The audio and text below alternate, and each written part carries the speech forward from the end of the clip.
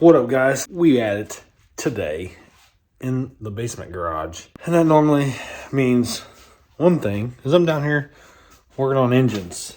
And we're working on, well, I've got multiple engines in here. I got one here, one there. This one in particular is the one we're messing with. This one is for the Mustang. Yes, the Mustang has an engine in it. We had some issues with the Mustang engine there towards the end of the season, and actually I had issues with that engine the whole time it was in the car. I'll throw in some clips here of some of the issues we found with the car or with the engine there at the end of the season. So I got a static timing set at 20 degrees.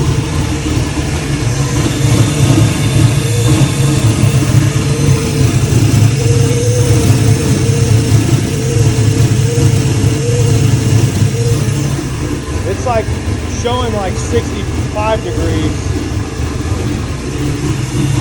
So then that thing beats 45 degrees off. You can see there, we had timing issues. This engine came out of the boost knuckle, so I'm pretty sure that when the boost knuckle broke a piston in it a couple years ago with this engine in it, this is what happened. The crank reluctor moved and it jumped time and popped the piston.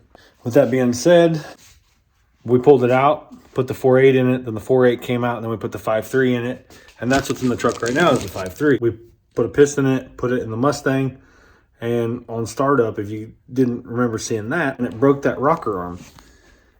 So pretty much from the start, that engine had issues when it got in the car, and it was because I never realized the crank reluctor had moved, so the timing was always off. And as you saw in the previous video, it showed that it was 55 degrees advanced on the reluctor, so it moved 8 teeth on the reluctor wheel.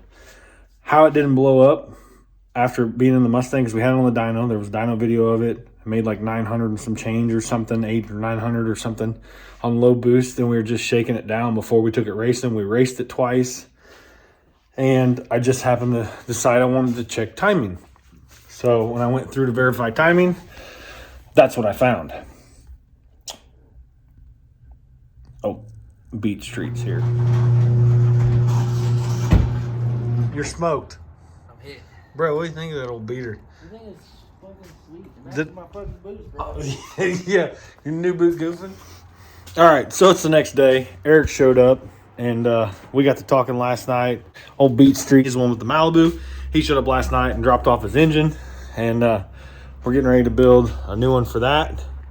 That's going to be a 383 Stroker LS, but that'll be something you'll see in the future. But yeah, so had issues with the 6.2 in the boost knuckle. I'm trying to recap this because it's been a day or so. Had issues with the 6.2, broke a piston, found out after we put it back in the Mustang why it broke that piston. But we were pulling that motor out. I need to fix the reluctor on it. I don't want to just do a timing offset in the Holly and just hope for the best, so we're going to pull that out. And the 6.2s are kind of expensive nowadays. You can't really find the blocks, so I really don't want to tear that thing up. So in the process, we got a 5.3. Last night it didn't have a head on it. This morning I already put a cylinder head on it. But this is just a trasher. I mean, it's nice, but it's, well, let's tell you a little bit about it. All right, so this 5.3, this is a Gen 3 5.3 aluminum block. So what do they call it, L33 or something? Gen 3 5.3 block. The crank was a crank I had that was questionable, but not questionable enough that I wasn't willing to use it. Pistons and rods. So the pistons are some stock flat tops. I believe that's what would have came in this engine.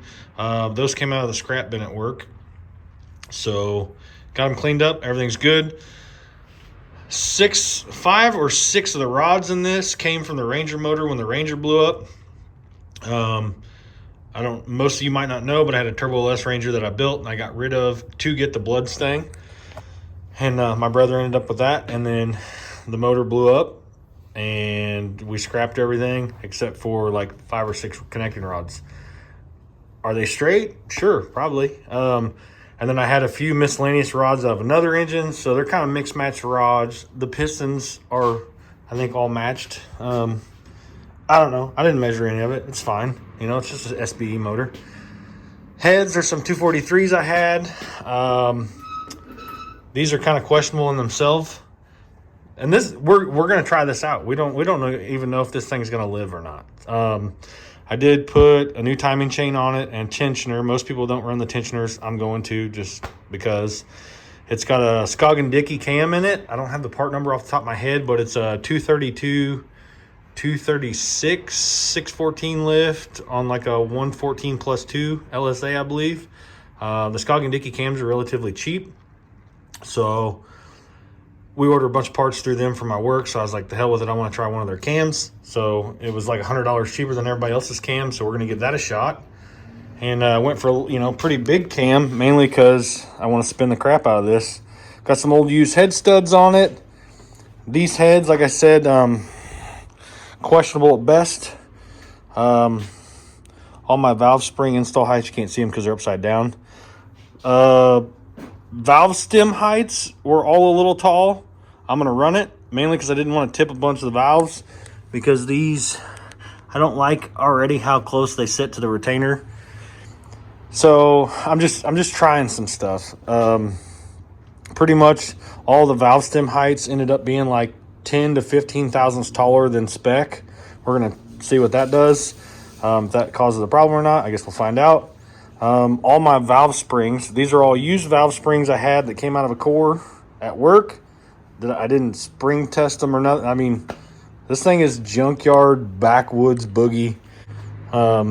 Used retainers, and I only used these retainers mainly because I had like 2 or 3 different sets of used retainers. I had steel ones and a couple different titanium ones, and these were the only ones that would get me close to the install height that I wanted on the spring for what I assume this spring is. Most springs are like 1/800 or 1/780 install height, and these particular springs, from what I measured and everything I found online, I believe they were supposed to be at 1/815. And using these retainers with how the seats were cut, the valve was faced, these are the retainers that got me where I needed to be.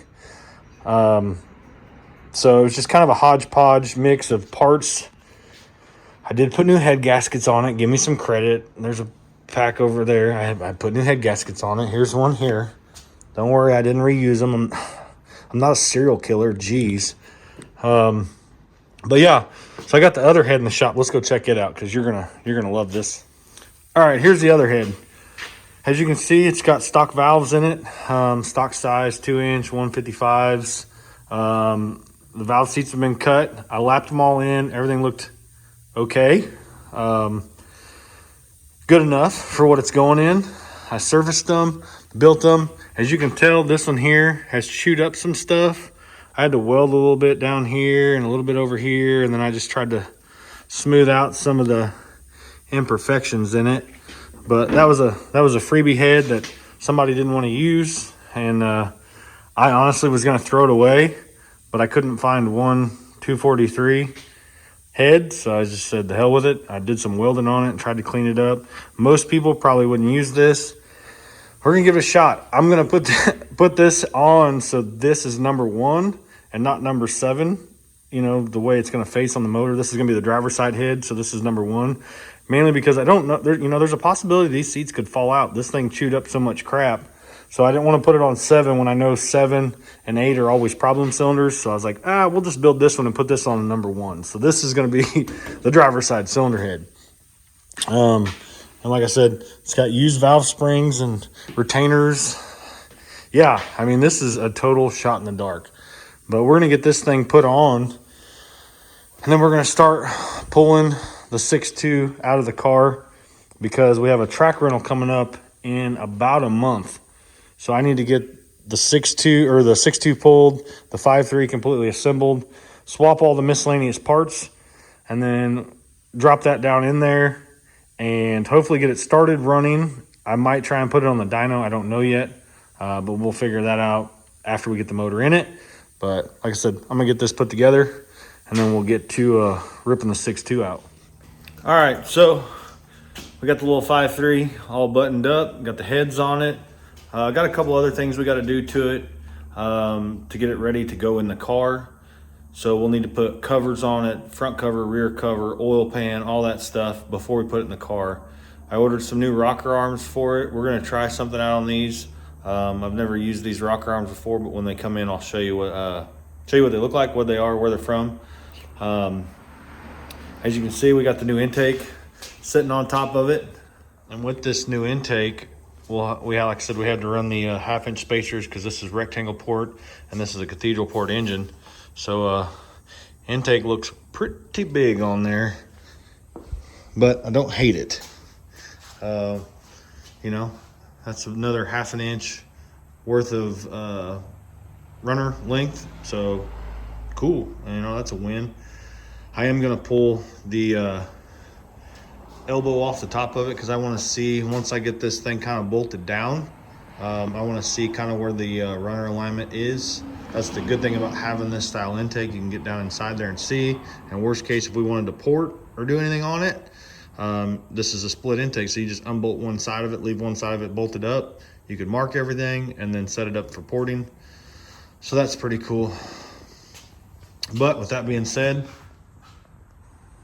we are in the process of pulling the engine out.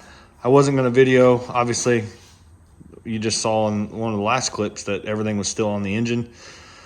We've got manifolds off, water pump, intake, all that stuff. I set this car up to be able to leave the turbo kit on the car, and then you can just pluck the engine right out of it and not have to mess with any of that stuff.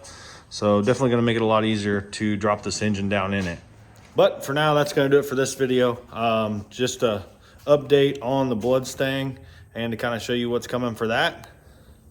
5.3 power, no more 6.2. Like I said, 6.2s are expensive. I don't want to blow this thing up, so I'd rather put a 5.3 in it and feel a little less scared every time I turn the boost knob up on this thing. But that's gonna do it for this video, guys. Thanks for watching. Keep following along. We'll see you on the next one.